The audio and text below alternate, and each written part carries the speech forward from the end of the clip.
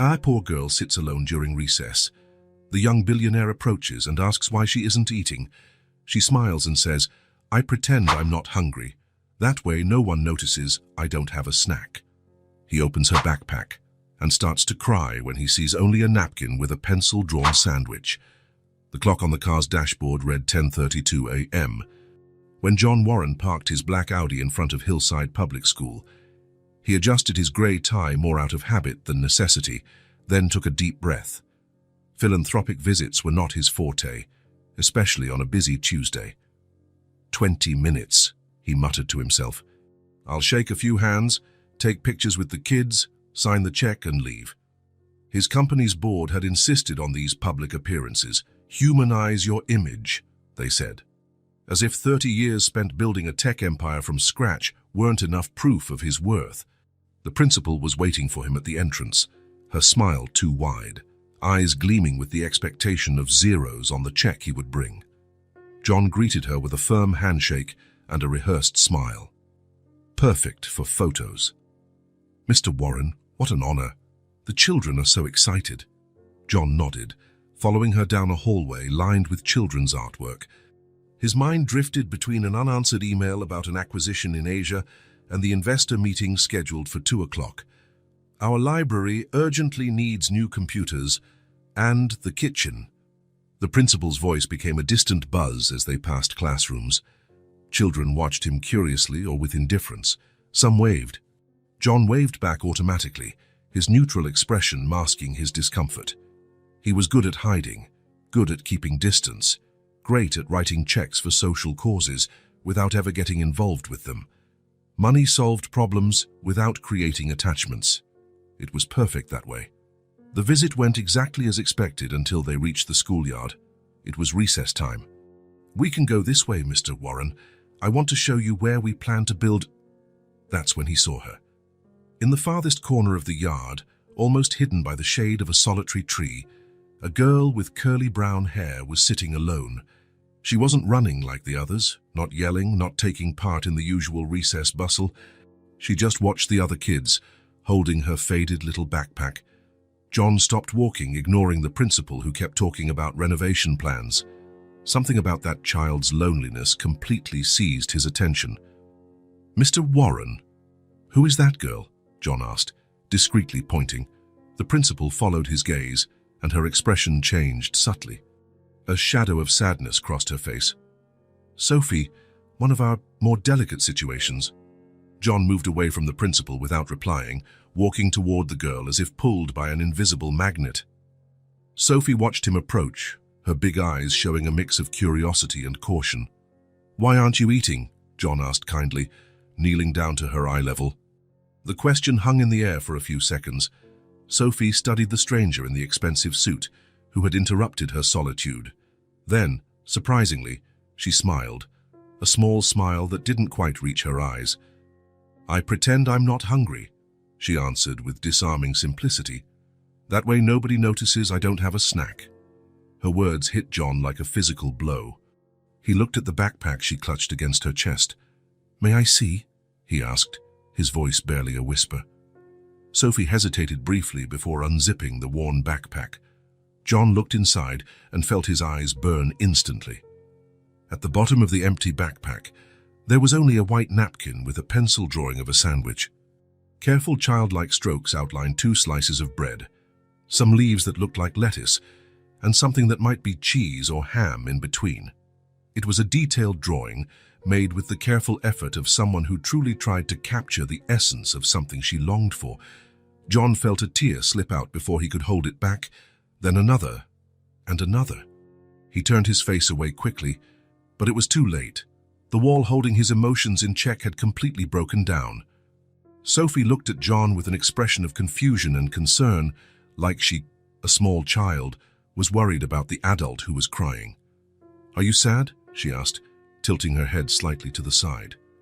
John took a deep breath, trying to pull himself together.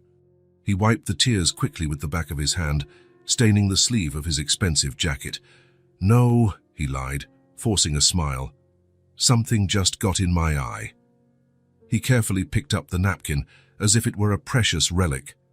The principal watched the scene from a distance, visibly uncomfortable with the deviation from her perfectly scripted tour. "Why did you draw this?" he asked softly. Sophie shrugged, a gesture too adult for someone so small. "When I draw, it feels real. At least a little bit." John felt his chest tighten. It wasn't just physical hunger that drawing represented. It was the ability to turn absence into something beautiful. The resilience of a child who found dignity, even when the world denied her the basics. "You know," John said, feeling words leave his mouth without his usual filter. "I used to draw my lunch when I was a kid, too." Sophie's eyes widened. "Really?" "Really. But yours is way better than mine." A tiny smile appeared on her lips, shy like a ray of sunshine on a cloudy day. The principal finally came closer, unsettled by the detour in her schedule. "Mr. Warren, we need to continue. We have the computer lab to visit and—" "What's her situation?" John interrupted, not taking his eyes off Sophie, who was again toying with her paper lunch. The principal hesitated. "We can discuss that later, in private." The principal finally approached, clearing her throat. "Mr. Warren, we need to continue. We have the computer lab to visit and—" "Of course," John replied, gently returning the napkin to Sophie. His eyes met hers one last time. "Keep drawing. You've got talent." Sophie took back her paper treasure and nodded solemnly. "Thank you," she said simply. John stood up, straightened his jacket and followed the principal. But something had changed. Each step that took him away from the girl felt wrong, like swimming against the current. The feeling was bothersome and inexplicable. For the rest of the visit, he smiled at the right moments, asked appropriate questions, and signed the generous check. But his mind kept returning to the corner of the yard, under the solitary tree, to the napkin with a pencil-drawn sandwich. In the car on the way to his next appointment, John found himself thinking about Sophie's mother, a woman who leaves early for work, leaving her daughter without a snack, without time or resources for something as basic as feeding her own child. The image of the napkin with the drawn sandwich wouldn't leave his mind, the silent dignity in the girl's eyes, the naturalness with which she turned hunger into art, as if it were normal, as if it were acceptable. John adjusted the rearview mirror and saw his own reflection. The same man as always, yet somehow different in a way he couldn't explain. The lump in his throat didn't match his impeccable suit. The restlessness in his chest clashed with his meticulously planned routine. On his phone, a notification about his investors' meeting blinked insistently. He ignored it, something he would never have done on a normal day. But this was not a normal day.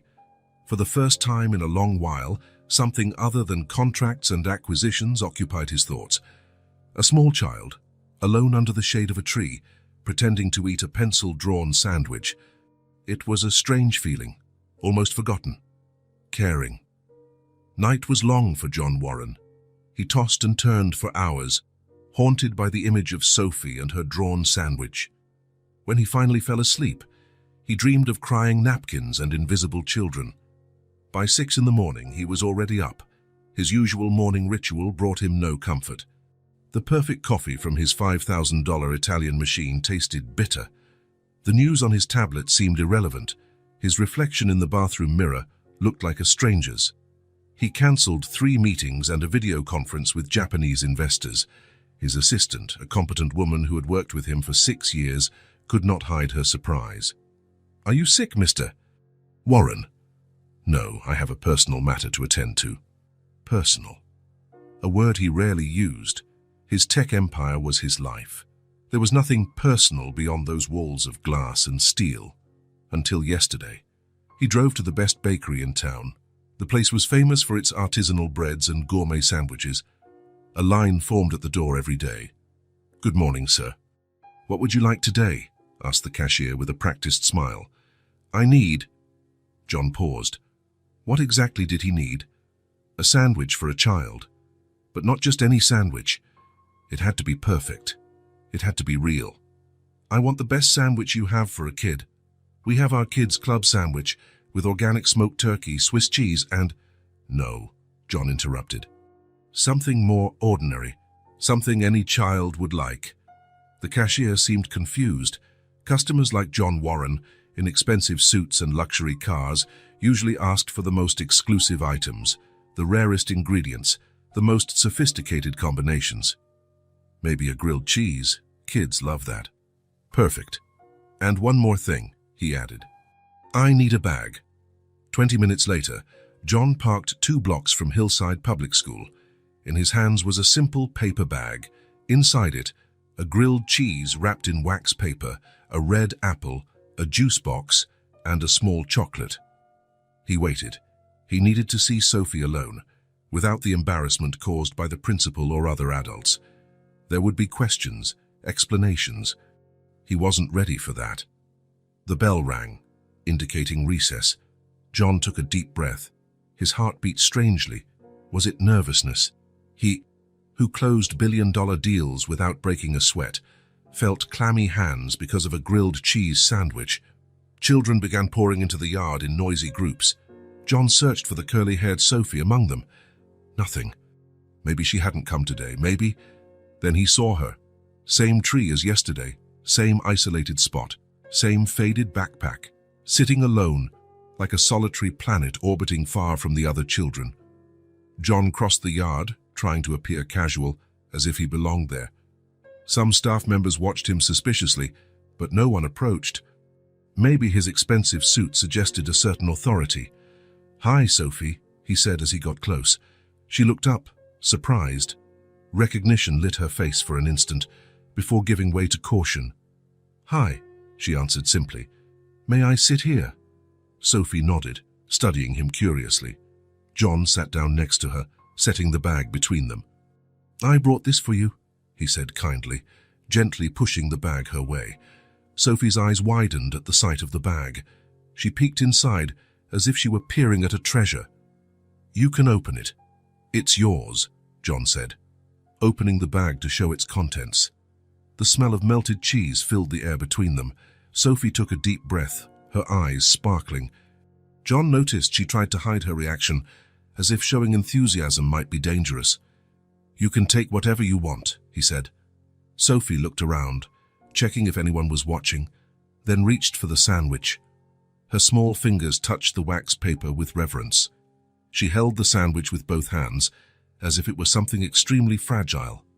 John had never paid so much attention to someone eating.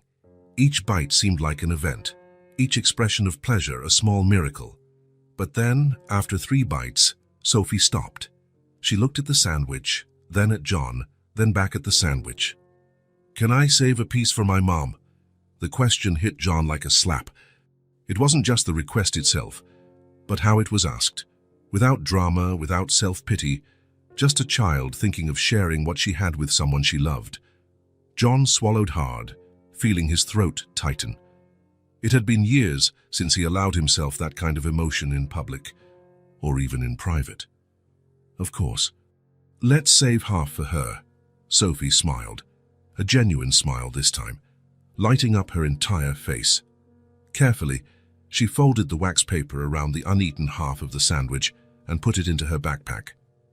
"My mom works a lot," she explained, as if she needed to justify. "Sometimes she forgets to eat too." John felt something break inside him. It wasn't just physical hunger that worried him now.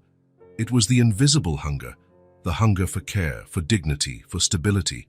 A mom who worked so hard she forgot to eat. A small daughter who thought of others first, even when she had so little. How many Sophies were at that school, in the city, in the world?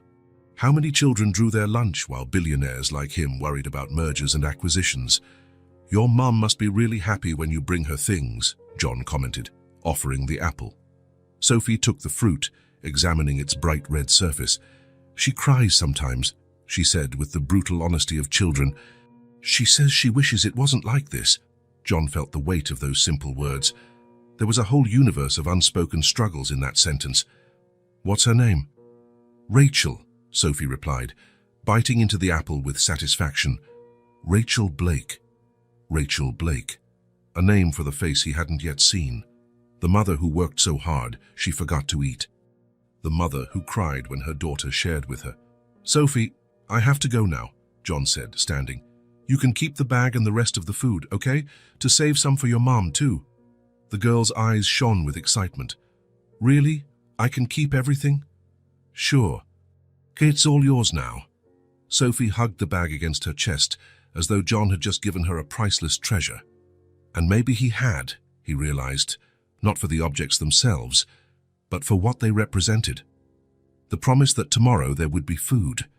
The small but real security of having something of her own. "Thank you," she said with a seriousness that felt out of place in someone so young. "You're nice." John smiled, feeling something unfamiliar in his chest, a warmth he couldn't identify, a lightness that didn't match the weight of his usual responsibilities. "See you soon, Sophie." As he walked away, John knew he couldn't just go back to his life as it was before. The real sandwich had replaced the pencil-drawn one, but the real hunger, the hunger for justice, was now his own. With determined steps, John crossed the yard where children ran and shouted. Some watched him curiously. A man in an expensive suit walking among them seemed out of place, but John barely noticed the looks. His mind was focused on a single thought. He needed to learn more about Sophie and her mother, Rachel Blake. What had started as an impulsive gesture was transforming into something deeper, more meaningful. Entering the main building, John followed the signs for the principal's office. Each step took him further from his comfort zone, from the world where he controlled everything. Each step brought him closer to unfamiliar territory, where real people's stories, like Sophie's and Rachel's, would demand more from him than just money. "May I help you?" asked the secretary as he stopped in front of her desk. "I need to speak with Principal Marlene Carter," John replied in the same tone he used when closing important deals. "Now." Principal Marlene Carter made John wait exactly 7 minutes. He counted each second on the wall clock while the secretary gave him anxious glances. For a man used to meetings that started when he arrived, that little display of bureaucratic power was irritating, but also necessary, he realized. He was on her turf now. When the door finally opened, Marlene Carter appeared with a cautious expression. Her red-framed glasses hung from a chain around her neck, and she placed them on to take a better look at her unexpected visitor. "Mr. Warren, I didn't expect to see you so soon after your official visit. Did something happen?" John entered the small but impeccably organized office. On the walls were educational certificates and graduation photos. On the desk, a well-tended plant and a mug with the phrase, "Teaching is planting seeds of knowledge." "I want to talk about Sophie Blake," John said, without beating around the bush. The principal gestured for him to take a seat in front of her, and then sat down. Her eyes narrowed slightly. "What exactly do you want to know?" There was a defensive note in her voice that surprised John, as if she were preparing to protect the child from something or someone, from him, maybe. "I noticed she doesn't have a snack, that she draws food on a napkin," John replied, trying to keep his tone neutral. "I'd like to understand her situation." Marlene sighed, removing her glasses. The gesture seemed like a ritual to buy time, to decide how much to reveal. "Mr. Warren, we have many children in difficult situations at this school. Sophie is just one of them. I'm asking specifically about her." The principal studied John's face for a few seconds, as if assessing his intentions. "Why? What does she mean to you?" The question caught him off guard. What did Sophie mean to him? She was a child drawing sandwiches on a napkin, a little girl who saved half a sandwich for her mother. A reminder that his world of meetings and acquisitions was absurdly far from the reality of millions of people. "I saw her," he answered simply, "and now I can't ignore her." Something in the raw honesty of his answer seemed to convince the principal. She put her glasses back on and opened a drawer, pulling out a thin folder. "Rachel Blake is a single mother. Sophie never met her father. He vanished when Rachel got pregnant. They were doing okay until Rachel lost her job 8 months ago, when the company she worked for as an administrative assistant closed down." John listened carefully as the principal turned a page in the folder. "Rachel doesn't have a degree. She's worked since she was 16 to help her own mother, who passed away last year. With no specific qualifications, no time for courses, and no family support network, the math is simple and cruel. And now she does house cleaning whenever she can find work, temporary gigs, Sometimes as a grocery clerk, sometimes as a waitress. Nothing permanent, nothing that pays enough. Marlene closed the folder. But she's proud. She refuses direct assistance. She accepted Sophie's spot here because education is crucial, but she's declined our offer twice to include the girl in the free meal program. John frowned. Why? Because some people would rather go hungry than feel like they're receiving charity, the principal said with a mixture of frustration and admiration. Rachel believes she can solve this on her own, that it's just a temporary phase. Is it? Marlene took off her glasses again. When she spoke, her voice lost its earlier formality. In my experience, Mr. Warren, these temporary phases have a terrible way of becoming permanent, especially for overburdened women like Rachel, who have no one to watch their kids while they look for work, who don't have time to retrain, who can't afford to get sick even for a day. John felt a knot forming in his throat. The reality of Rachel and Sophie condensed into a thin folder on an office desk, entire lives reduced to a few paragraphs of hardship. Where do they live? The principal hesitated. Mr. Warren, I'm not sure what your intentions are, but I'm not here to judge or to feel superior for helping, John interrupted. I want to understand, that's all. Marlene studied him again. Then she wrote something on a piece of paper and handed it to him. 1422 Maple Street, apartment 3B. It's an old building on the east side, not far from here, but far enough from your world. John took the paper, the principal's neat handwriting detailing an address that might as well be on another planet, considering the distance between his reality and Rachel's. Any advice? He asked, pocketing the address. Marlene smiled for the first time since the conversation began. Yes, don't wear that suit. John looked down at his $3,000 outfit that felt like a second skin. And one more thing, the principal continued, her tone now softer. Don't expect gratitude. Rachel is a woman fighting to keep her dignity intact, even when everything else is falling apart around her. What she needs is not a savior. Then what does she need? That, Mr. Warren, only she can tell you. John stood, offering his hand. Thank you for your honesty. The principal accepted the handshake. Just one more question, she said as he headed for the door. Why Sophie? Why not any other of the dozens of children with similar stories? John paused at the door, thinking. The image of the napkin with the drawn sandwich came back to his mind. Because she turned hunger into art, he finally replied, and because I was looking at the right moment. As he left the school, John already knew what he would do next. He wasn't going back to his glass and steel office in the penthouse downtown. He wouldn't return to his minimalist apartment overlooking the park. He would drive to 1422 Maple Street, not to save Rachel and Sophie, as the principal feared, but to understand what it meant to draw your lunch on a napkin and still save half a real sandwich for your mother. To understand how it felt to live in a world where hunger wasn't just about food, but about opportunities, about safety, about a future that wasn't just surviving one day at a time. In the car, he loosened his tie and took off his jacket. A small step out of his comfort zone, a step that, though he didn't know it yet, would completely change the course of his life. The building on Maple Street had no elevator. John climbed 3 flights of stairs, inhaling the smell of food, life, and hardships that filled the air. The peeling walls held stories he would never fully know. On the 3rd floor, he looked for apartment 3B. He hesitated before knocking. For the first time in years, he felt completely out of place. Even in jeans and a simple shirt, he knew he didn't belong here.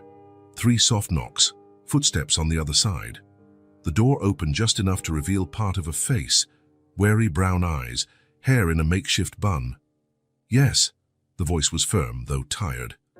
Rachel Blake? John asked, trying not to sound like the executive he was. My name is John Warren.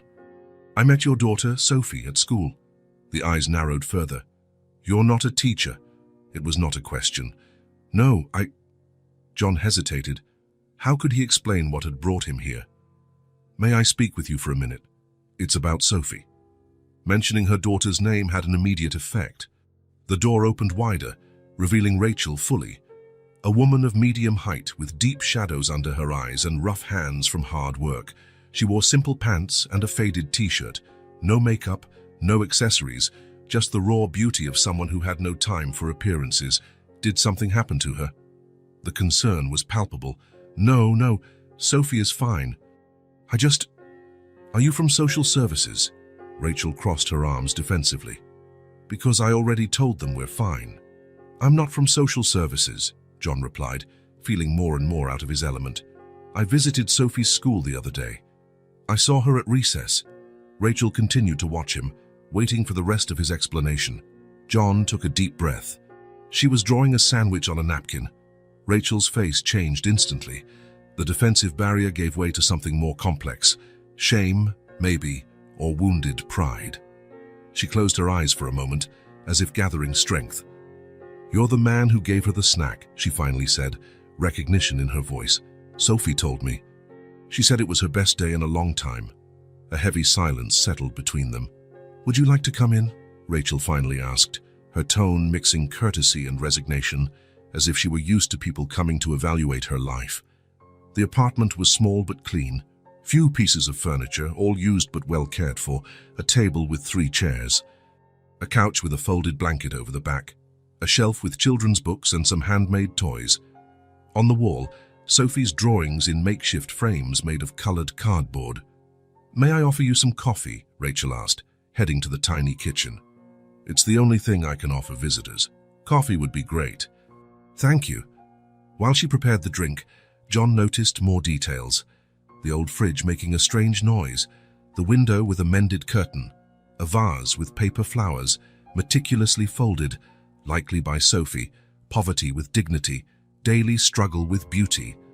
Rachel returned with 2 chipped mugs, one with a flower design, the other with what seemed to be a faded cartoon character.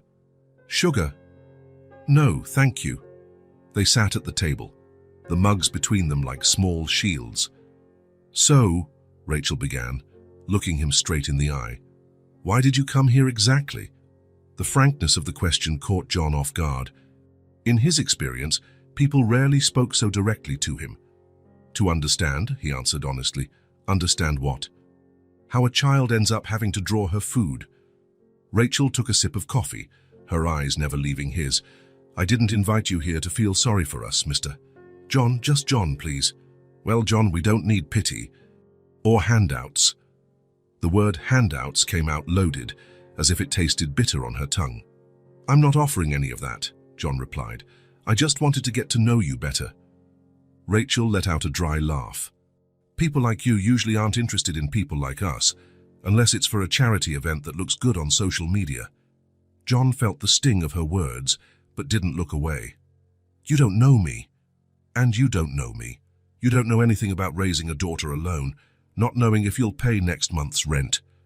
Silence fell again. John took a sip of coffee. It was strong and bitter, lacking the smoothness of the specialty coffee he drank every morning. You're right, he admitted finally. I don't know anything about your life. That's why I'm here. Rachel studied his face, looking for signs of dishonesty or condescension. What do you want to know? She asked at last. What's your day like? The simple question seemed to disarm her. Rachel blinked, as if she had expected something else. My day? Yes, from start to finish. Rachel hesitated, then straightened her shoulders. I wake up at 5. I make a snack for Sophie when we have enough food. I leave her with the neighbor who takes her to school. Then I take 3 buses to the house I'm cleaning that day. When I find work, I clean, do laundry, iron. Sometimes I watch other people's kids. Then I take more buses, pick up Sophie from school or the neighbor's place. I cook whatever we have, help her with her homework, read to her before bed. She paused, staring at her mug. And we pray we can do it all again the next day. The simplicity of her description spoke volumes. John could feel the weight behind each word, the exhaustion beneath the routine. And when there's no work, Rachel's face hardened. I look for it. I knock on doors, fill out applications, hear no for an answer. And I try not to let Sophie see how scared I am. John nodded, taking in the raw reality of her words. Do you know what's worse than hunger, John? Rachel continued, her voice low but intense. Silence.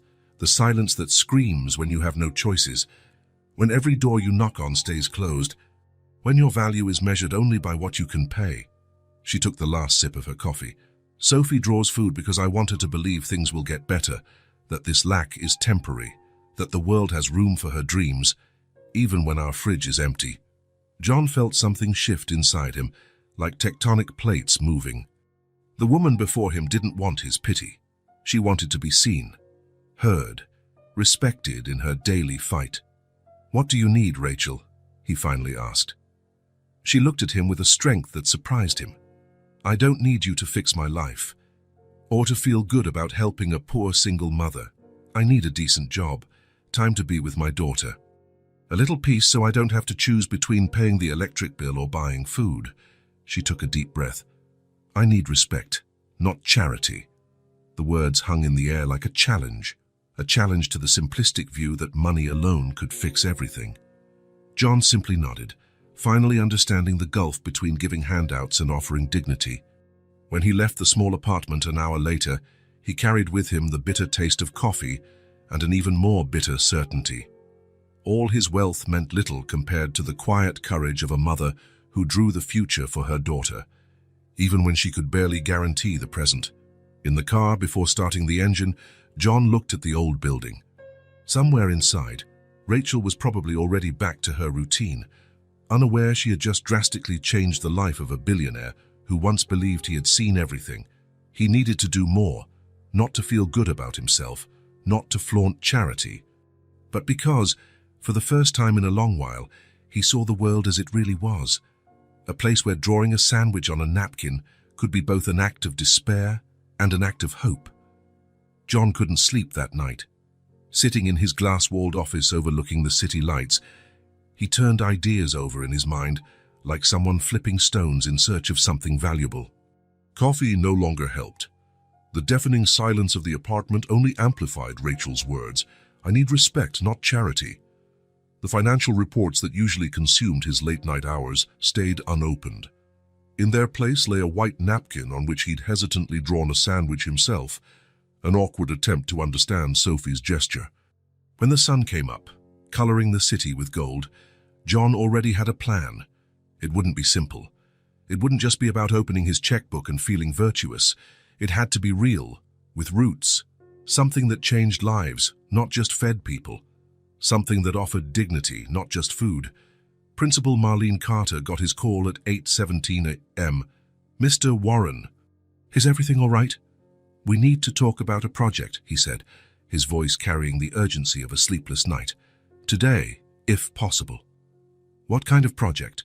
One that starts with meals but doesn't end there?" Marlene listened to the rest of his explanation in silence. When John finished, there was a long pause. "You understand that projects like this often fail, right?" she finally said. "Wealthy people get bored. The initial excitement fades, and the kids end up with nothing again. It won't be like that this time." "How can I be sure?" "You can't," John admitted. "But ask yourself, which is better? Trying something that might help a lot of kids and possibly failing, or not trying at all?" Another pause. "My office, noon." The meeting wasn't just with Marlene. John found a small team waiting for him. The school counselor, the district nutritionist, and 2 teachers, one of whom, he noticed, was Sophie's teacher. This wasn't a billionaire dictating terms to public employees. It was a real negotiation with people who understood that reality far better than he did.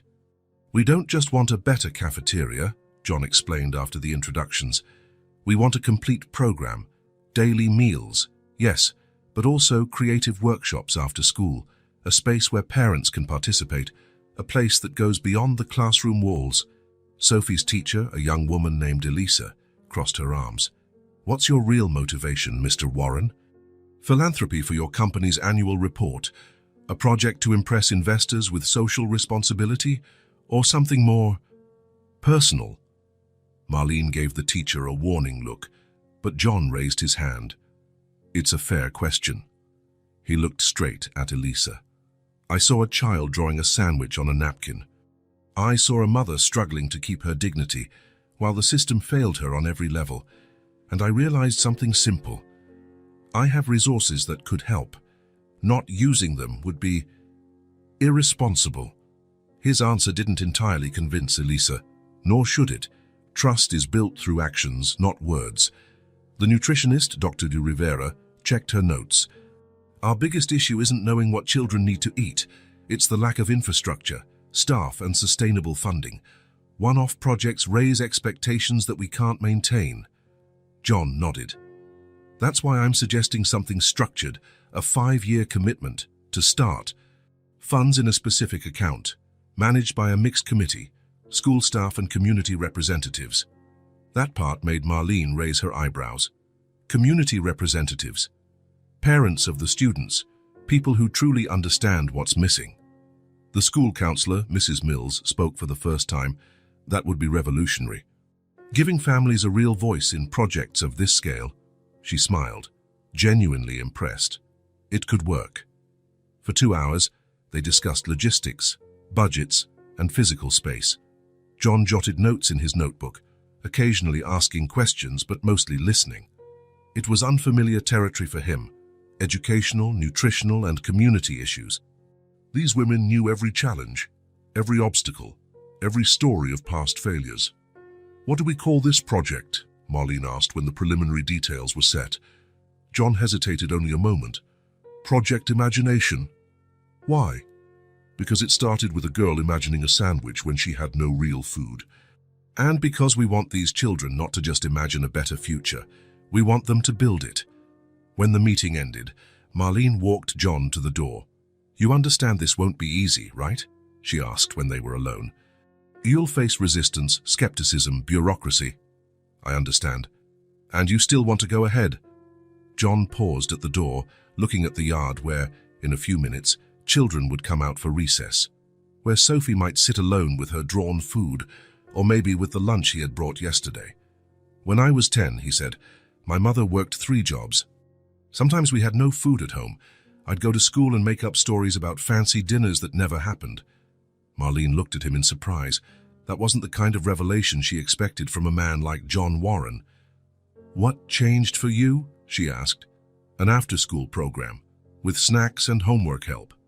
It seemed small, but it changed everything. It provided structure, security. He smiled slightly. It was the first place where someone told me I was smart enough to go beyond my circumstances. The principal nodded, understanding him better now. So, how do we start? We need someone to coordinate it. Someone who truly understands these families from the inside, not from above. Anyone in mind? John took a deep breath. This was the most important and hardest part of his plan. Rachel Blake. 3 days later, Project Imagination began to take shape. An unused room at the back of the school was designated as a temporary center. John hired a small team for quick renovations, painting, furniture, minor repairs. He chose bright colors, following teachers' suggestions about what would create a welcoming environment. Word spread quickly through the school community. Parents came to ask Marlene about rumors of free meals and after-school activities. Information was still preliminary, but hope was already stirring. The hardest part, however, was yet to come. John asked for Rachel's address again and, on a day of light rain, parked near her building, waiting. He rehearsed mentally what to say, how to explain his proposal without sounding condescending or hurting her pride. When he saw her returning from work, umbrella half broken against the drizzle, he gathered his courage and got out of the car. Rachel. She stopped, clearly surprised to see him standing in the rain. John, what are you doing here? We need to talk. It's important. Rachel studied him for a long moment, water dripping down her tired face. Finally, she nodded. Come up, but Sophie will be home in half an hour with the neighbor. In the tiny apartment, Rachel offered him a towel to dry his face and hair. There was no coffee this time, just water in simple cups. So, she asked after they sat down. John got straight to the point, explaining Project Imagination in detail, the objectives and the structure, the long-term commitment.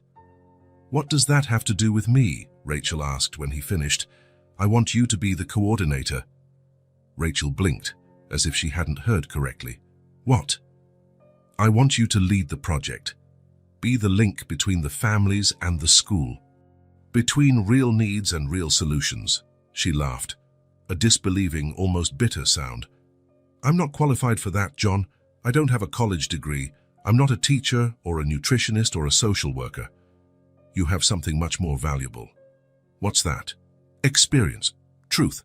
That's worth more than any diploma. Rachel stood, clearly agitated. You don't understand. People like me don't get jobs like that. We don't run projects. We don't make decisions. Why not? Because the world doesn't work that way. Her voice rose, frustration evident. You can pretend not to see it, but I know how people look at me. A cleaning lady with no formal education, a single mum barely paying the bills. John stayed seated, looking her in the eye. Do you know why I want you in that position? Because you won't be afraid to say no when I suggest something that doesn't make sense. Because you know every detail of these families' lives. Because your respect has to be earned, not bought. Rachel stopped, studying his face. And if I fail? And if you don't try? How many Sophies will keep drawing sandwiches? The question hit Rachel like a silent punch. She sat down again, looking at her hands calloused from hard work, hands that had scrubbed, wiped and cleaned for years. How long has it been since you've had the chance to choose? John asked gently, to decide your own path. Tears shone in her eyes. Longer than I can remember. I'm offering you a choice, Rachel, not charity, a real job, with a real salary, real responsibilities. And what if you get tired of this project? When the novelty wears off? 5 years of guaranteed funding, with no chance of pulling out, a legal contract that not even I can break, and you'll have equal control over decisions. Rachel closed her eyes, breathing deeply. John could see the internal battle, the fear of the unknown versus the possibility of something better. The weight of responsibility against the promise of autonomy. When do I start? She finally asked, opening her eyes. You accept. A small smile appeared at the corner of Rachel's mouth, the first he'd seen. Sophie told me you were nice. She's rarely wrong about people. Before John could respond, the door opened and Sophie burst in, shaking the rain from her curly hair. Mom, look what... She stopped abruptly. Recognizing John, her eyes widened. You came back. John smiled at the girl. I came back, and your mom and I were talking about a very special project. Sophie looked back and forth between them, curiosity on her face. What project? Rachel kneeled in front of her daughter, taking the girl's small hands. A project based on your drawing, sweetie, so no child will have to imagine a sandwich again. Sophie frowned, processing the information. My sandwich drawing, John nodded. Project Imagination. What do you think? A huge smile lit up the girl's face. I helped make a project. You had the most important idea, Rachel answered, hugging her daughter. Over Sophie's shoulder, Rachel's eyes met John's. There was something new there, not gratitude, but something deeper, perhaps recognition, or maybe, for the first time in a long while, hope. As he watched mother and daughter embrace, John felt a certainty he hadn't experienced in years of business. For the first time, he was investing in something that truly mattered. Something that couldn't be measured in financial statements or quarterly reports. Something that started with a sandwich drawn on a napkin and could end with hundreds of lives changed. When he left the apartment that afternoon, the rain had stopped. The air felt clean, renewed. In the distance, clouds drifted away, revealing a sky that promised better days ahead. Rachel walked him to the door. John? He turned. Thank you for listening, really listening. It wasn't thanks for the job offer, he realized. It was acknowledgement of something rarer, a respect she cherished. Tomorrow at the school, he said. 9 o'clock. Rachel nodded, and for the first time, there was a light in her eyes that wasn't just determination to survive, but a desire to build something new. I'll be there. For the first time in a long while, perhaps the first time in her adult life, Rachel Blake felt she belonged to something bigger than her daily struggle, that she had a voice, that she could dream beyond the next rent payment, the next bill, the next meal. Project Imagination was just beginning. The path would be difficult, full of obstacles, but it already had firm roots. In Rachel's raw honesty, in Sophie's resilient creativity, and in the newly discovered determination of a billionaire who had learned to see beyond his privileged world. The seeds of transformation had been planted. Now it was a matter of nurturing them and watching them grow. Rachel woke up before the alarm. The sun was barely rising, but she was wide awake, stomach tight with a mix of anxiety and hope. Next to her, Sophie slept soundly, curls spread out on the pillow. First day, she whispered to herself. It wasn't just a job. It was an opportunity she never imagined possible, a chance to leave behind endless cleaning jobs and exhausting shifts, a chance to do something that truly mattered. She chose her clothes carefully, her best pair of jeans, no stains or rips, a simple blue blouse, clean and ironed. She didn't have many options, but she wanted to look presentable, professional. "Mum?" Sophie sat up in bed, rubbing her eyes. "Is today your special day?" Rachel smiled, sitting next to her daughter. "Yes, sweetie. Today I start the project." "My project?" Sophie asked, pride obvious in her little voice. "Your project," Rachel confirmed, kissing her daughter's forehead. Project Imagination. She left Sophie at the neighbors, who would take her to school later. For the first time in years, Rachel would not take 3 buses to someone's house, scrubbing away what others had left behind. Today, she'd walk 15 minutes to the school where her daughter studied, where she now worked. The new project room still smelled of fresh paint. There were colorful tables, small chairs for the children, and a larger table for meetings. A makeshift kitchenette in the corner, with a microwave and a fridge. Posters on the walls showed drawings of food, inspired by Sophie's sandwich sketch. "Good morning, Rachel." John was there, wearing jeans and a simple shirt, so different from the executive she'd first met. "Ready?" She nodded, not feeling ready at all. Fear tightened her throat. That inner voice told her she didn't belong here. "What exactly do I do?" she asked, gripping her worn purse. "Today is about getting familiar with everything," John explained. "Principal Marlene will officially introduce you to the teachers. Then you'll stay here in the room to welcome the first families who are interested." Rachel took a deep breath. "What if they don't accept me?" John looked at her seriously. "They don't have to accept you. You need to prove to yourself that you belong here." The introductions were hard. Rachel felt the evaluating stares of the teachers. Some smiled, genuinely supportive. Others barely hid their skepticism. The math teacher folded her arms and asked directly, "What's your experience with elementary education?" Rachel felt her face burn. But before she could reply, Marlene stepped in. "Rachel brings the experience of someone who has lived the challenges we want to solve. She'll be our connection to the community." It wasn't enough to convince everyone. Rachel noticed the whispers as she left the teacher's lounge. The cleaning lady turned coordinator. Another project bound to fail. How long until the billionaire loses interest? She swallowed her wounded pride and followed Marlene to the project room. There, alone, she arranged the informational materials on the table, organized the registration forms, straightened the chairs, anything to keep her hands busy while she waited. The first hour went by in total silence. No one showed up. The second hour, a teacher came in for coffee, looked around and left without a word. The third hour, Rachel started to wonder if all of this wasn't a huge mistake. Maybe she should go back to cleaning jobs. At least she knew exactly what to do there. She knew her place. Then the door opened timidly. A woman entered, carrying a baby in her arms and holding the hand of a boy about 6 years old. She looked around, hesitant.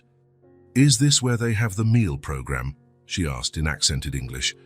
Rachel stood, smoothing her blouse nervously. "Yes, this is Project Imagination. Please, come in." The woman, Eleanor, Rachel soon learned, was an immigrant. She worked shifts at a factory. Her older son, Miguel, attended the school but often arrived hungry. "My husband left," Elena explained, bouncing the baby. "Now it's just me." It wasn't so different from Rachel's own story, and that's what she told her, offering not pity, but genuine understanding. "I understand. I'm raising my daughter alone, too." Elena's eyes lit up with the recognition of a shared experience. "How do you manage?" she asked, truly wanting an answer. Rachel didn't need to pretend. She didn't need to quote statistics or educational theories. She shared her own truth, The daily juggling, the exhaustion, the nights spent worrying about bills, but also the small victories, Sophie's hugs, the determination to keep going. When Elena left, she carried a completed registration form and something more valuable, the feeling that she had truly been heard. Then more families came. A grandmother raising 3 grandchildren, a young couple, both recently unemployed, a pregnant teenager with her worried mother. Rachel listened to each story. Not just the facts, where they lived, how many kids they had, what kind of help they needed, but what lay beneath the words, the unspoken fears, the nearly extinguished hopes, the deferred dreams. By afternoon, children started to show up. Sophie was one of the first, bringing 2 curious friends. "My mom works here now," she announced proudly. The kids looked at Rachel with admiration. They didn't see the woman who scrubbed other people's floors. They saw someone important, someone who had answers. "Will there be food every day?" a little boy asked. "Yes," Rachel confirmed, "and also activities after school." "Can my mom coming too?" a girl asked. "Of course. This place is for everyone." By the end of that first day, 17 families had signed up for Project Imagination. Not many, given the size of the school, but it was a start. John appeared late in the afternoon, while Rachel was organizing the forms. "How did it go?" he asked, sitting in one of the colorful chairs that looked absurdly small under him. Rachel thought before answering. "Difficult. Some teachers looked at me like I was an intruder, like I didn't belong." John nodded, understanding. "And what else?" A small smile touched Rachel's face. "Mothers told me things they probably wouldn't share with a social worker." The kids asked freely. "It was like," she searched for the right words, "we spoke the same language." "Because you do." Rachel understood what he meant. Her value wasn't in diplomas or technical jargon. It was in lived experience, in the same struggles, the same fears. "I realized something today," she said, putting away the last form. "I don't have to have all the answers. I just need to listen." Really listen. Being a listener. That was what she could offer. Something rare in a world where everyone talked but few truly heard. "Will you come back tomorrow?" John asked, as if there were any doubt. Rachel looked around the colorful room, at the drawings on the walls, at the space that in just one day was coming to life. "I will," she answered with certainty. Tomorrow and the day after. As she closed the room, Rachel felt something she hadn't felt in a long time, a good kind of tiredness, the kind that came from doing something meaningful, not just surviving another day. Walking home with Sophie, hand in hand, she stood taller. She didn't have to fake being strong. She was strong. She always had been. But now, finally, others were starting to see it too. "Did you like your job, Mom?" Sophie asked, jumping in puddles along the way. Rachel smiled, a smile that reached her eyes. "I liked it, a lot." Project Imagination was still just a seed, but Rachel could feel its roots growing deeper, in her life, in the community. In the future, she was beginning to imagine not just for Sophie, but for all children who, like her, deserved more than just dreaming of sandwiches that didn't exist. 3 months after Project Imagination began, the small room at the back of the school was no longer big enough. The number of families involved had tripled. The daily meals now reached almost half the students, and the after-school workshops attracted children of all ages. John arranged the renovation of a larger area, the old storeroom used for obsolete materials. The space was transformed into a bright, spacious room with big windows, letting in lots of sunlight. Round tables for meals, shelves with books and games, a corner with colorful cushions for reading, and a small equipped kitchen where community volunteers took turns preparing healthy snacks. But the real transformation wasn't in the painted walls or new furniture. It was in the children's faces, especially Sophie's. That spring morning, Rachel watched her daughter from across the room. Sophie was seated at one of the low tables, completely absorbed in her drawing. Her curly hair fell over her focused face, and her tongue stuck out slightly, her sign of total concentration. "She's drawing all the time now," Elisa, Sophie's teacher, remarked, coming up beside Rachel. The two had developed an unexpected partnership in recent weeks. The initial skepticism had given way to genuine respect for Rachel's work. It's different from before, Rachel replied, without taking her eyes off her daughter. Before, she drew to fill a void. Now she draws to express something that's full. Elisa nodded, understanding. Have you seen her new drawings? They're not just food anymore. Rachel smiled. Sophie's artwork had changed dramatically. Instead of a solitary sandwich on a white napkin, there were now bright, colorful scenes, tables full of food, children holding hands, trees laden with fruit, hearts and smiling suns. It was as if her imagination, once limited by the need for food, had opened up to other worlds. She's rediscovering the world, Rachel said softly. From across the room, Sophie looked up and smiled when she saw her mom. She held up her drawing proudly. Rachel waved back, feeling that familiar wave of love and gratitude that always surprised her.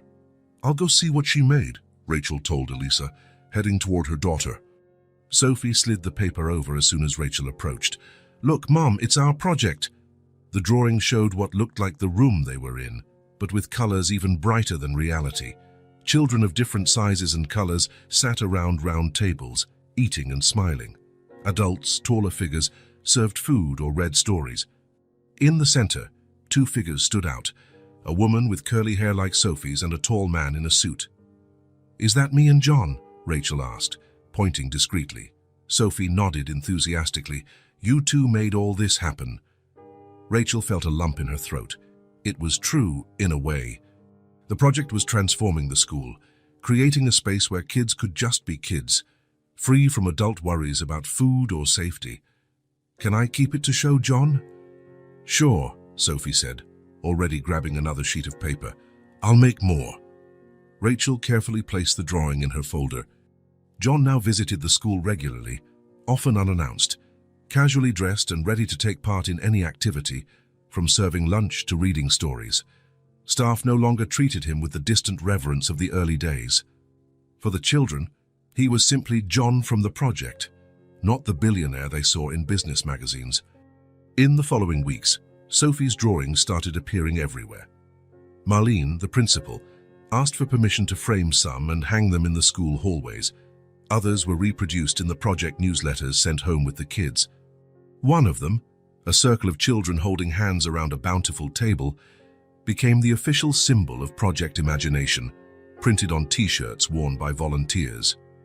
Your daughter has a real gift, John remarked to Rachel one afternoon as they watched kids play in the newly funded playground. She captures the essence of what we're building here.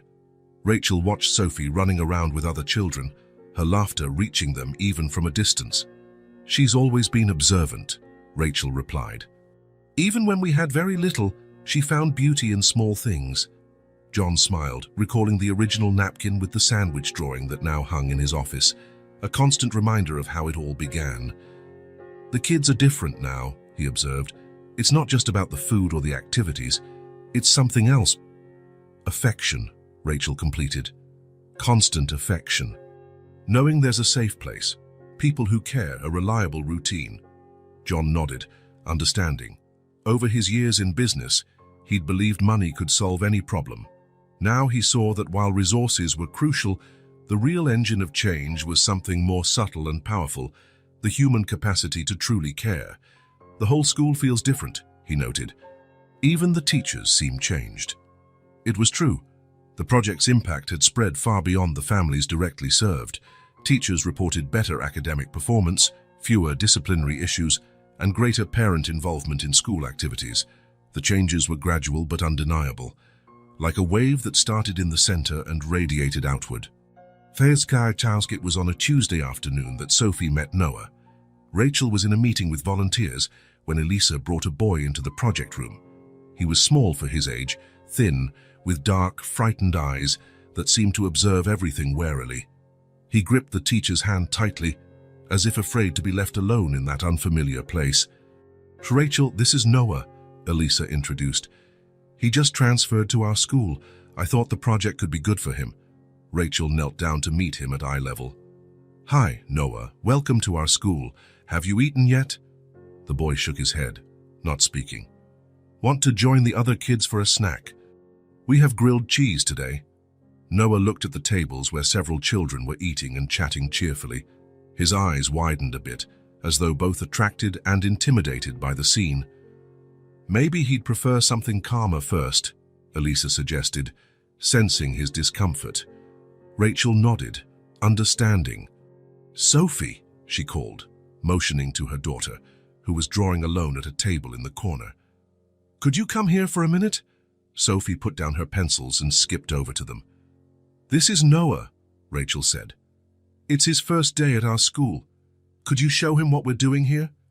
Sophie studied the new boy for a moment, then smiled. "Want to see my drawings?" Noah didn't answer, but his eyes lingered on the colorful papers on the distant table. "You can bring a snack for both of you," Rachel suggested. Sophie agreed enthusiastically, running off to get sandwiches and juice for them. Rachel and Elisa watched as Sophie gently led Noah to her table. He followed in silence, sitting next to her. Sophie pushed the sandwich and juice toward him, then resumed her drawing as if his presence were the most natural thing in the world. She didn't demand conversation or ask questions. She just let him observe. Gradually, Noah started eating. His eyes never left the paper where Sophie was creating a colorful scene, this time a huge rainbow over a school. "He doesn't speak much," Elisa said softly. "According to his family's social worker, he's had a tough time, lots of moves, a complicated home situation." Rachel nodded, all too familiar with how those simple words masked deep wounds. Children like Noah carried invisible burdens, scars that shaped every interaction and expectation. "Sophie will know how to handle him," she said confidently. "She's been on the other side herself." Throughout the afternoon, Rachel discreetly observed the two. Sophie occasionally spoke, explaining her drawings or offering more food, but didn't pressure him to respond. Noah remained silent but began showing signs of interest. His shoulders, tense at first, slowly relaxed. At one point, Sophie slid a blank sheet toward him along with some colored pencils. "You can draw with me," she offered casually. "Or just sit here." The boy hesitated, staring at the paper as if it was something strange and potentially dangerous. Then, slowly, he picked up a red pencil. His first line was timid, almost invisible. Sophie continued her own drawing without making a fuss. But Rachel noticed the slight smile on her face, the same one Rachel herself had when she achieved a small victory in the project. When parents started arriving to pick up their children, Noah's social worker appeared. A young woman with a tired expression, carrying a thick folder of paperwork. "How did he do?" she asked Rachel, watching the boy from afar. "He made a friend," Rachel answered simply, indicating the two kids drawing side by side in complete comfort. The social worker seemed genuinely surprised. "Noah usually takes weeks to get close to other children." Rachel smiled, recognizing the special kind of magic happening, children who recognized familiar pain, offering comfort without words or complex strategies. "Sophie has a special way about her," she explained. "She knows what it's like to feel invisible." When it was time for Noah to leave, he looked at Sophie with something close to panic in his eyes. The thought of leaving that safe little haven seemed terrifying. Demonstrating wisdom beyond her years, Sophie gently pushed her drawing toward him. "You can take it. And come back tomorrow." Noah picked up the paper carefully, like a fragile treasure. His lips moved slightly, forming what might have been, "Thank you," though no sound came out. Rachel watched with a tightness in her chest. That simple gesture, offering presence without demands, companionship without pressure, perfectly captured the project's core. Not just feeding bodies, but nurturing souls. Two small children giving each other comfort without words. A shared drawing. A safe space created not by walls and rooms, but by the invisible space between two hearts that recognized the same pain. Later that day, when John arrived, Rachel told him about Noah and Sophie. "That's what we built all this for," she concluded. "So kids can just be kids, so they can draw bright futures, not just pencil sandwiches." John smiled as he looked around the room, now nearly empty. The colorful drawings on the walls, the neat tables ready for the next day. "You know what amazes me most?" he asked. "The whole school has changed. I feel it in the halls, in the classrooms. Like something fundamental has shifted." Rachel agreed. The change didn't come just from regular meals or structured activities. It came from constant affection, reliable presence, the certainty that someone cared, one child at a time, one colorful drawing at a time. The image Sophie had drawn at first, a lonely sandwich on a white napkin, had transformed into something bigger and more beautiful. It hadn't just gained color, it had expanded to include other children, other stories, other possibilities. That, Rachel realized as she closed the project room that night, was the true miracle. Not John's money, not the renovated facilities, not the carefully planned programs. It was the human capacity to turn absence into presence, hunger into abundance, loneliness into belonging. One drawing at a time. 6 months after Project Imagination began, the school no longer looked the same. What had started as a simple initiative to provide food for hungry children had grown into something much larger, a movement that affected not just empty stomachs, but hearts and minds. The idea of a mural came up during one of the weekly family meetings. One mother, an artist by training but who had been away from painting for years due to the daily struggle to survive, suggested creating a permanent space for the drawings that had become the project's symbol. Something that lasts, she explained. Something that reminds everyone why we're here. Rachel took the proposal to John Raz, who immediately allocated funds for it. But Principal Marlene Carter, once so skeptical, chose the perfect spot. The white or empty wall in the main courtyard, visible to everyone who entered the school. If we're doing this, it should be where everyone can see it, she said with the practical determination that defined her. For 3 weeks, the work was done in secret, hidden behind colorful panels that only fueled the children's curiosity. Families took turns helping. Parents who were painters or construction workers offered their skills. Mothers who could draw guided the artist. Teenagers helped with finishing touches. Then, on a sunny Friday morning, the entire school gathered in the courtyard for the unveiling. Rachel watched the crowd with a mix of pride and nerves. Sophie was next to her, fidgety, holding Noah's hand firmly. Over the past months, he had become her constant companion. On the other side of the courtyard, John chatted with some parent volunteers, dressed casually as he always did now when visiting. There was no more distance. The billionaire who once stared in shock at a child drawing her lunch was now an integral part of the community. "Nervous?" John asked, coming over to Rachel. "A little," she admitted. "This is a big moment." "For all of us," he agreed. Marlene Carter stepped forward, and the crowd's chatter gradually subsided until only the occasional bird song in the courtyard's tree could be heard. "This school has existed for more than 50 years, the principal began, her strong voice carrying over the crowd. "Many of you studied here. Some of your parents did too. During that time, we've taught reading, math, and science. But in the last few months, we've learned something new. The importance of really seeing each child, each family, recognizing our needs without shame, building together." She nodded, and 2 parent volunteers removed the panels covering the wall. A collective gasp rose from the crowd. The mural was stunning in its simplicity and power. Spanning the entire wall, it was a mosaic of dozens of children's drawings, reproduced and enlarged, preserving every imperfect line and vibrant color. There were children holding hands, families around tables, trees overflowing with fruit, colorful houses, animals, flowers, smiling suns. And in the center, larger than all the others, one black and white image, Sophie's original sandwich drawing on the white napkin. The simple image that had started it all. Beneath the sandwich, in carefully painted letters, was a simple but powerful phrase: "Here, nobody needs to pretend."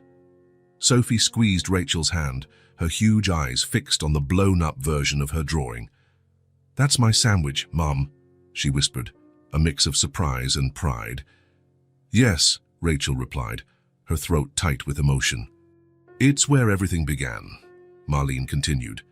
"This mural represents our collective promise that this school will be a place where every child can be genuine, where hunger isn't a source of shame, but a problem we solve together, where struggles are shared, not hidden, where truth, even when it hurts, is embraced."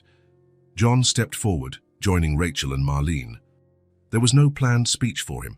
His presence was enough, a silent acknowledgement that even someone with so much privilege could be transformed by a genuine encounter with others' reality. Sophie Blake and her mother, Rachel, taught us something precious, Marlene went on. That strength isn't about pretending everything is fine when it's not. Real strength is in sharing our vulnerability and working together for real change. Rachel felt all eyes on her and Sophie. It wasn't the uncomfortable sensation of being judged, as in the early days of the project. It was a different type of recognition, respect for her journey, gratitude for her courage in turning a painful situation into something beneficial to the whole community. After the brief ceremony, families were invited to approach the mural. Children ran excitedly, pointing to their own drawings reproduced on the wall. Parents took pictures. Teachers explained the meaning of each image to visitors. Sophie led Noah by the hand straight to the mural's center, where her drawn sandwich now held a place of honor. The boy, who still spoke sparingly but communicated more through his own drawings, looked at his friend's work with awe. It was just a silly drawing, Sophie explained in childlike simplicity. Noah shook his head in disagreement. Then he pulled a small folded piece of paper from his pocket, one of his own drawings, and showed it to Sophie. It was a table surrounded by people, colorful food, and smiles. In the middle of the table, what looked like a sandwich. "Because of your," he said, his rarely heard voice making Sophie smile. John approached Rachel, watching the two children share their special moment in front of the mural. "Mission accomplished?" he asked with a small smile. Rachel looked around, at the gathered families, at the now partnered teachers, at the mural celebrating truth instead of hiding it. At Sophie and Noah, two children who had found their voices and a sense of belonging. "We're just getting started," she answered, "but the foundation is solid."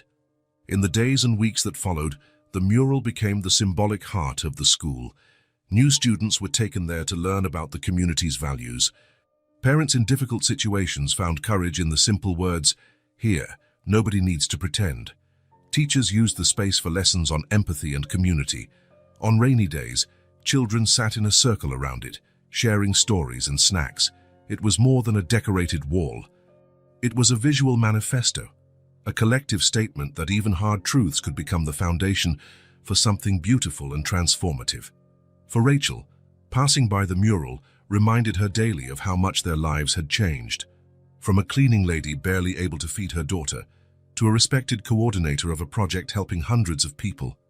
From a mother crying alone at night, to a woman leading a community in change. For John, the mural represented a powerful revelation that his money was just a tool, not the solution itself. The true catalyst for change was the authentic encounter between people, the courage to see and be seen, and the daily decision to build something meaningful together. And for Sophie, the sandwich she once drew at the center of the mural was no longer a symbol of lack. It was the beginning of a story of abundance, not just of food, but of friendship, purpose, and possibilities. In the courtyard of that ordinary school, the Wall of Truth celebrated what was most precious about childhood, the ability to imagine better worlds and, with the right support, start building them. The Project Imagination Room stayed open until 7 o'clock at night, 3 times a week. It was a practical decision. Many parents worked hours that prevented them from picking up their kids earlier, but over time, it became something more meaningful, a safe space where entire families could spend a few hours away from the pressures of the outside world. On that rainy Thursday, Rachel was about to close up when she noticed a woman standing at the entrance, partially hidden by the shadows. She wore a worn coat, too big for her thin frame, and held the hand of a girl about 4 years old. Both were soaked from the rain, the child's hair plastered to her pale face. "Can I help you?" Rachel asked, walking over with a friendly smile. The woman hesitated, as if considering running away. Rachel knew that look well. It was the same one she had so often herself, the look of someone who needs help, but fears the judgment that usually comes with it. "I heard about the project," the woman finally said, her voice barely above a whisper. "Someone told me you help families." "Come in," Rachel invited, keeping her voice calm and casual. "It's cold out there." The small room was warm and welcoming. A few children were still finishing activities at the tables, while volunteers packed up for the next day. In the kitchenette, a large pot of soup gave off a comforting aroma. "I'm Rachel," she introduced, indicating a table away from the others where they could talk privately. "And you are—" "Hannah," the woman replied, sitting down cautiously, as if she feared taking up too much space. "This is my daughter, Lily." The little girl looked around with wide, alert eyes, watching the other children, the colorful drawings on the walls, the volunteers putting away the food. "Have you two had dinner?" Rachel asked, already knowing the answer. Hannah lowered her eyes on, embarrassed. "We didn't have time today." Rachel nodded, not pushing. "We have soup and bread. Would you like me to serve you a bowl while we talk?" The relief on Hannah's face was evident. "That would be nice." As she served two generous bowls, Rachel discreetly observed the mother and child. Their clothes, though worn, were clean. The girl seemed well cared for, despite her obvious thinness. There were concerning signs. The way Hannah constantly checked the door, the way she flinched if someone walked too close, the bruises partly hidden by her coat sleeve. Rachel placed the food on the table and sat down. "Lily, would you like to color while your mom and I talk? We have crayons and paper over there." The girl glanced at her mother, silently asking permission. Hannah nodded, and Lily hurried to the activity table, where Sophie, who loved helping younger children, welcomed her warmly. Once Lily was occupied, Rachel turned her attention back to Hannah. "Are you new in the neighborhood?" Hannah picked up the spoon but didn't eat right away, as if she were afraid the food might disappear any second. "We arrived 3 days ago," she said. "We're temporarily staying at my cousin's place." Rachel waited, giving Hannah room to continue at her own pace. Months of experience had taught her that sometimes silent attention was the best way to communicate. After a few minutes, between hesitant spoonfuls of soup, Hannah began talking in fragments, like puzzle pieces that needed arrangement. "My husband, he wasn't always like this. It started after he lost his job. The drinking made it worse. I tried to endure it. For Lily. But last week," she didn't finish the sentence. She didn't need to. The rest of the story was written in the bruises on her arms, in the fear in her eyes, in the small suitcase she clutched as if it contained all that was left of her previous life. Rachel didn't interrupt or judge. She just listened, truly listened, much as John had done for her months before, when she had desperately needed someone to see her. "I don't know what to do now," Hannah finally confessed, her voice breaking. "My cousin can't house us for long. I have no job, no money for an apartment. Lily needs school, stability. I should—" She swallowed hard. "Maybe I should go back." He promised he'd change, that he'd seek help.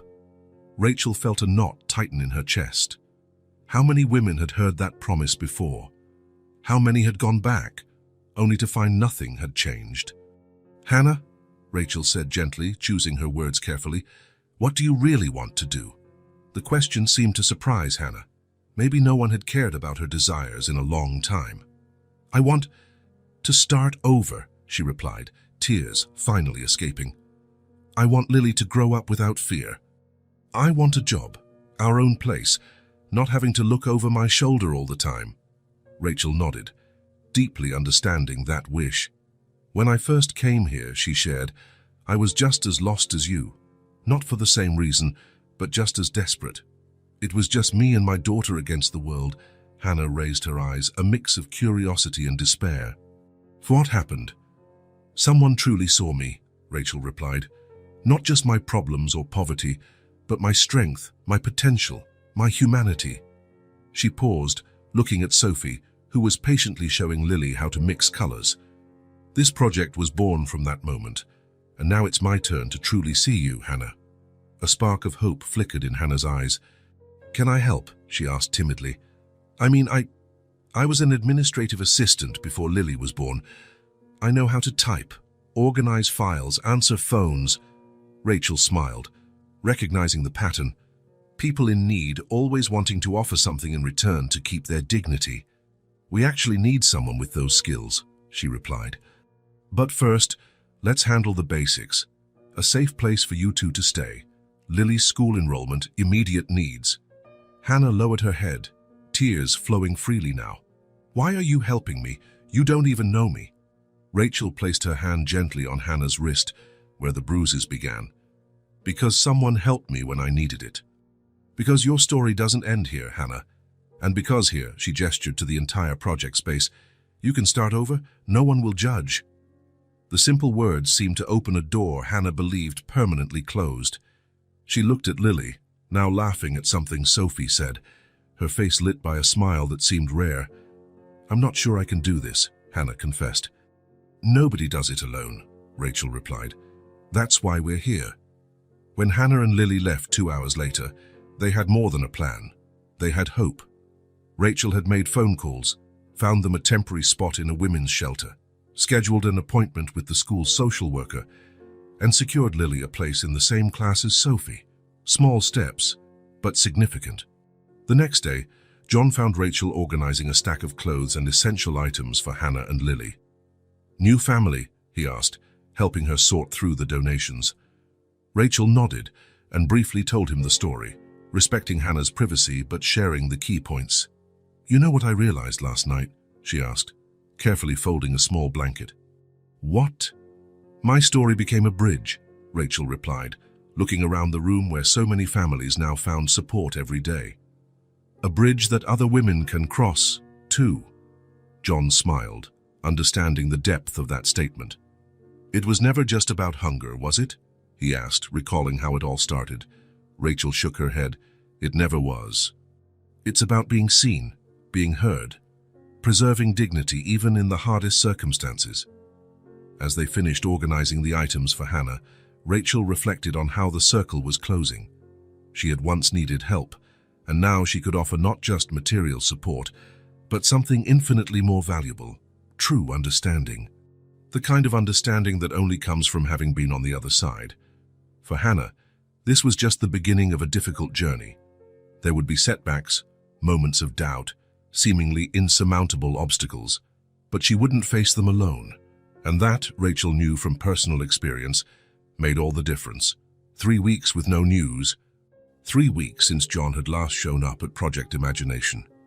At first, Rachel wasn't worried. He had a company to run. But 1 week became 3, and the silence grew heavy. Activities went on as usual. The funding was secure. The children got their meals, took part in workshops. Hannah already worked as the administrative assistant.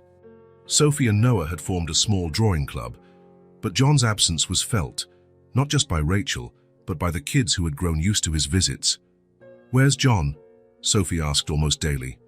"He's working," Rachel answered, unsure if it was true. It was Marlene who brought the news. The principal came in with a business newspaper, looking worried. "Have you seen this?" she asked, handing the paper to Rachel. The article took up half the page, with a photo of John surrounded by reporters.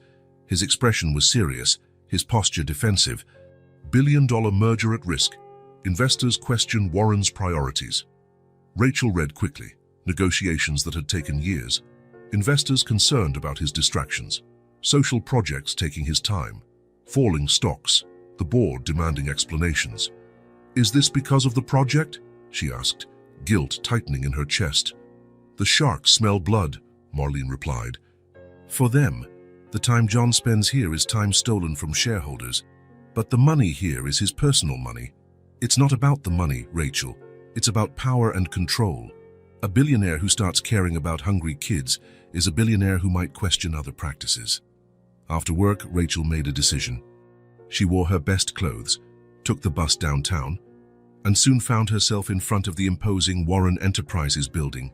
John's assistant recognized her and let her wait in his office. The space occupied the entire top floor, floor-to-ceiling windows, modern furniture, cutting-edge technology. A world far removed from Rachel's small apartment. What caught her eye was a small frame on the desk, the original napkin with Sophie's sandwich drawing. When John walked in, he seemed surprised to see her. More than that, he looked exhausted. Even his immaculate suit couldn't hide the deep circles under his eyes and his tense posture. "Rachel? Did something happen at the project? I came to see how you are." For a moment, John seemed ready to maintain his controlled facade, but then his shoulders slumped. "Rough days," he admitted.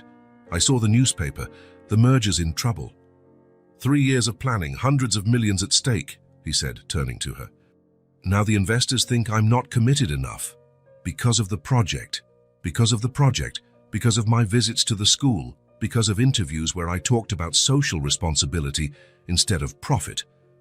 A tired smile appeared on his face. Apparently, that scares them. Rachel sat her, waiting, giving John the space he needed to continue, just as he'd done for her months ago. "They want me to go back to who I was," John continued, "the ruthless executive who cared only about the numbers, the one who never got distracted by humanity." "What do you want?" Rachel asked, echoing the question John had once asked her. "You know what's absurd? I built all this looking for something I only really found when I sat in a schoolyard, watching a girl draw a sandwich." "What?" "Purpose," John replied quietly. "A feeling that what I do truly matters." "What will you do now?" "Fight for the merger, calm the investors, play their game for now." "And the project?" "The project goes on, with or without their approval." Rachel stood up, moving closer. "I'm not asking about the money, John. I'm asking about you. The kids ask about you every day." John looked genuinely moved. "I didn't realize my presence mattered that much." "You built something beautiful, John. Something beyond financial statements and shares." She paused. "Come back. The school is your home now, too." Her simple words seemed to strike something deep in him. He turned to the window, but not before Rachel saw the moisture in his eyes. For a long moment, there was just silence between them, a silence of mutual understanding, of acknowledging their shared humanity despite their vastly different worlds. When John turned around again, there was new resolve in his tear-filled expression. "I'll come back tomorrow," he said simply. Rachel nodded, satisfied. The circle that began months ago, when John had listened to her in her time of need, now closed. This time she reminded him he belonged to something bigger than his corporate empire. John would return tomorrow, and together they would keep building something no stock price could quantify. A place where kids like Sophie no longer had to draw sandwiches on napkins just to survive. John kept his promise. The morning after his talk with Rachel, he was back at Project Imagination, dressed simply, as if he didn't bear the weight of a corporate empire on his shoulders. In the months that followed, he found a rhythm, 3 mornings a week at the school, the rest of his time at the company. Balancing both worlds wasn't easy. Investors kept questioning his priorities. The merger inched forward under tense negotiations. Some board members threatened to demand his resignation, but John didn't back down. Instead, he began integrating both sides of his life. He invited executives to visit the project, showing how it was transforming the school and community. He brought lessons from the project into his business decisions. He openly questioned corporate practices he'd never thought about before. The corporate crisis didn't vanish, but his perspective on it changed completely. That Thursday afternoon, the project was quieter than usual. A light rain kept the children indoors, scattered in small groups around the round tables. In one corner, Rachel taught Hannah how to use the new family registration system. In another, volunteers prepared school supply kits to distribute. John sat at an empty table, observing the environment he had helped create. It still amazed him how that space, once just a storage room, had turned into something so vibrant and meaningful. "Can I sit here?" The familiar little voice brought him back to the present. Sophie stood beside him, a colorful folder under her arm. Noah a few steps behind as usual, acting like a shy guardian. "Sure," John replied with a smile. "Both of you." Sophie sat eagerly while Noah took a seat with his usual discretion. The two were an odd pair. She was outgoing, he was reserved, but their bond was undeniable to anyone who saw them together. "It's been a while since you told us stories," Sophie said, opening her folder. "Have you been busy saving your company?" John laughed, surprised by her awareness. "How do you know about that?" Sophie shrugged with the casualness of someone explaining the obvious. "My mom said you had some big problems to solve, and I heard teachers talking about a newspaper saying your company was in trouble." "Word gets around fast, huh?" "Everyone here likes you," she said simply. "We were worried." Something about that statement touched John deeply. The idea that these people, kids, teachers, families struggling with their own challenges, were concerned about him and his problems was surprisingly moving. "It's getting better," he assured her. "How about you? How's the drawing going?" Sophie's eyes lit up. She began pulling out sheets of paper from her folder, spreading them across the table. Noah leaned in slightly, his quiet way of showing interest.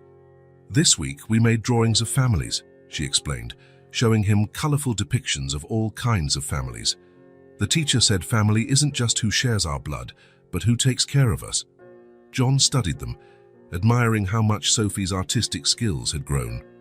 Her lines were more confident, her colors richer and more complex. There were unexpected details for someone so young: facial expressions, small significant objects, elaborate backgrounds. "Noah drew too," Sophie added, nudging her friend gently. "Show him." Hesitating, Noah slid a sheet of paper across the table. It showed what appeared to be himself, holding hands with a woman John recognized as the boy's social worker. Beside them were Sophie and Rachel. "That's really good, Noah," John praised sincerely.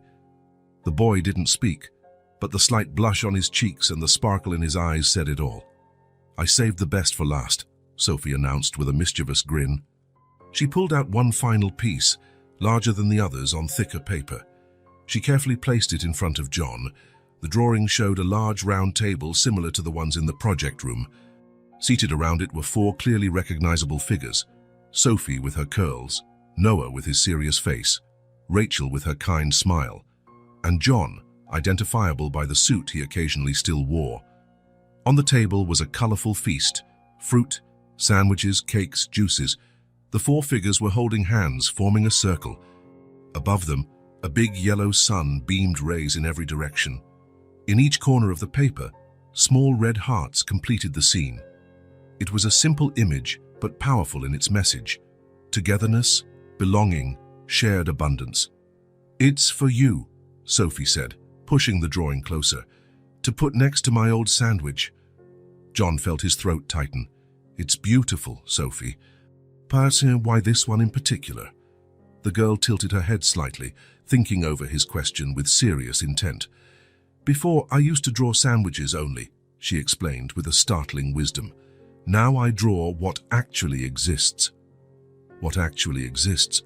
No more fantasies born of hunger, no more imaginary meals sketched on napkins.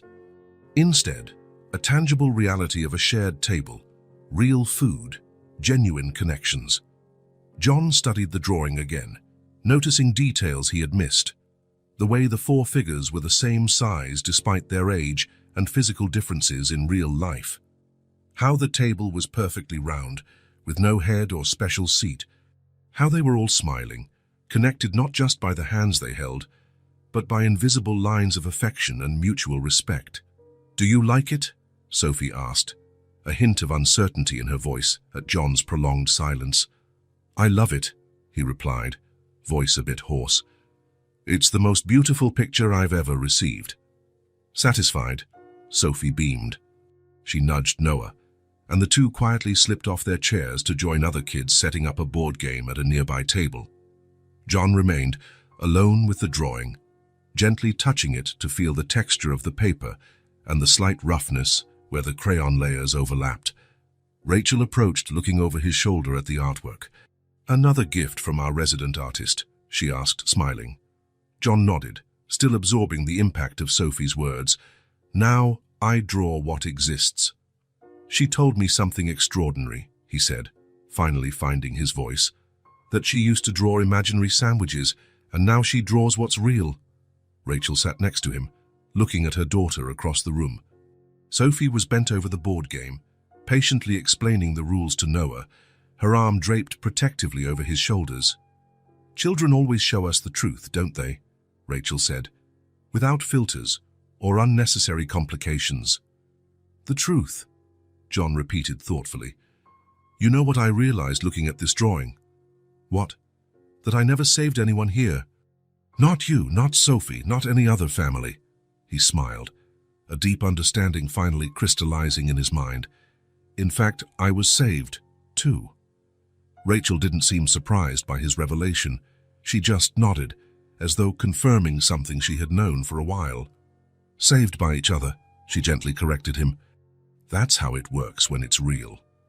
John folded the drawing carefully and placed it in the inside pocket of his jacket, near his heart. He knew exactly where he would put it, beside the original napkin in his office, the before and after, the hunger and the abundance, the loneliness and the connection.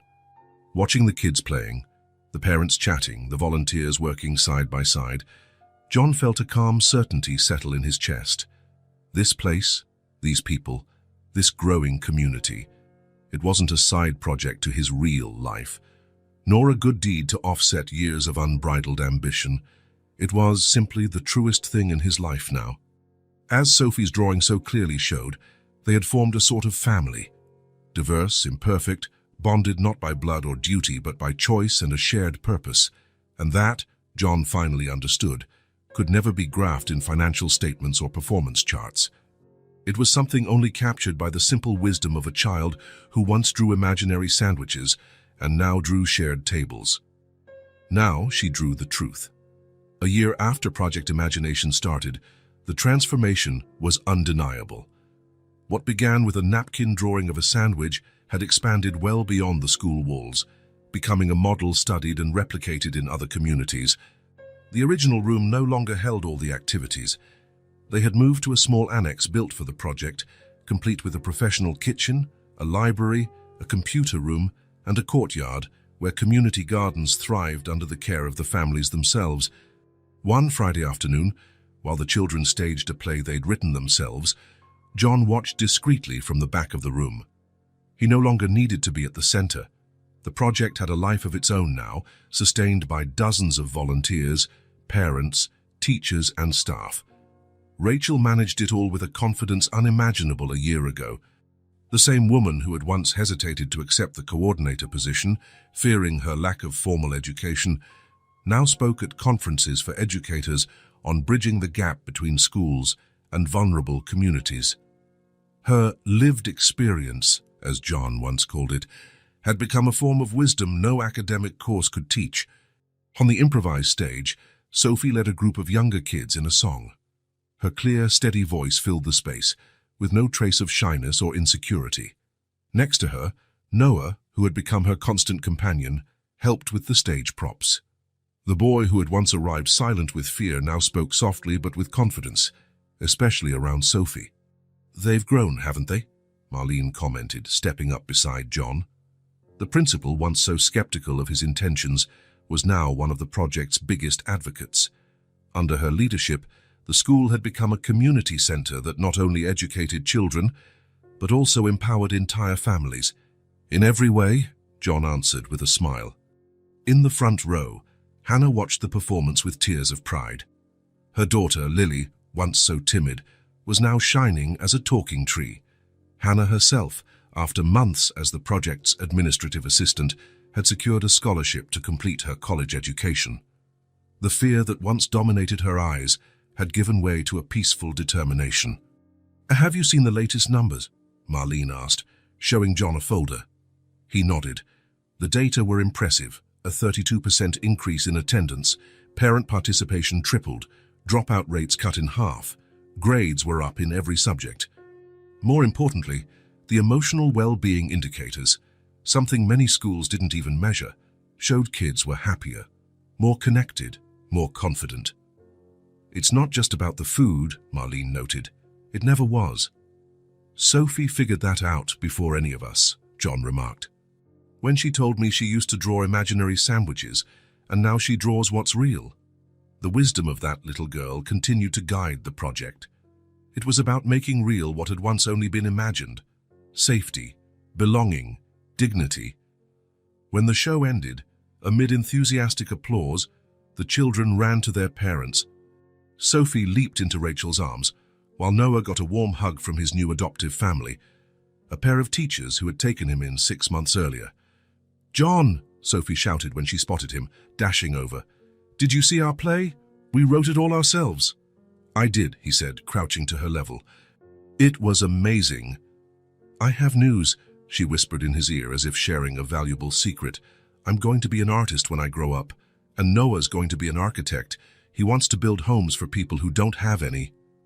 "That sounds like a perfect plan," John responded, genuinely moved by the dreams now possible for those children.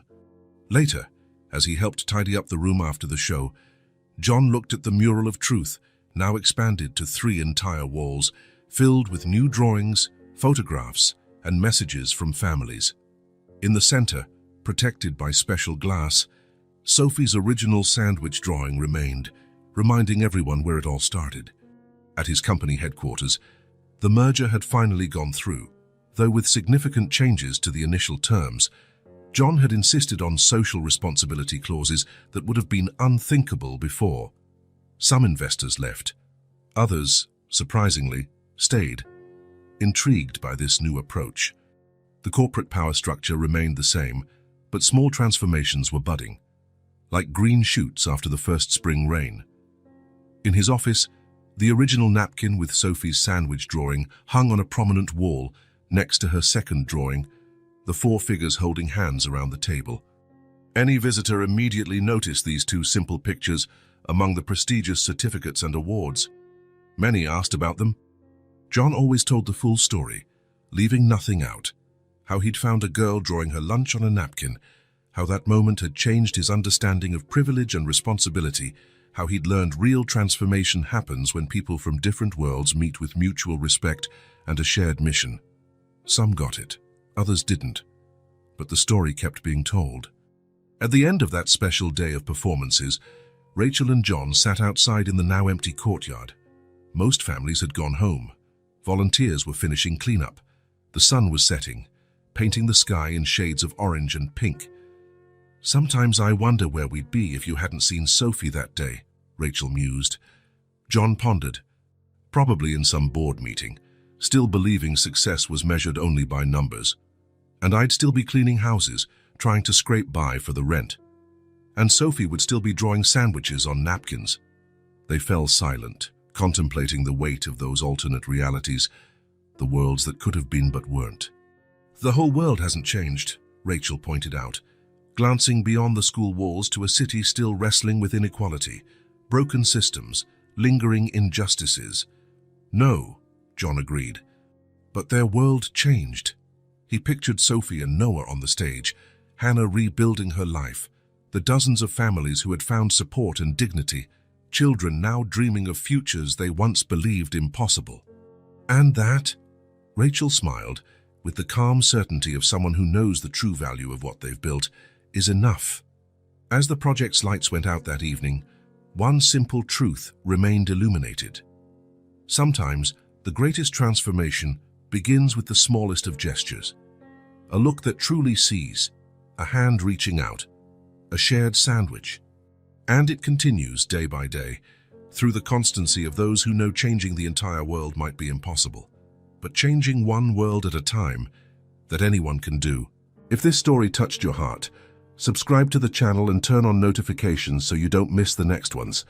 Leave a like, because it helps this story get recommended to more people. See you in the next story.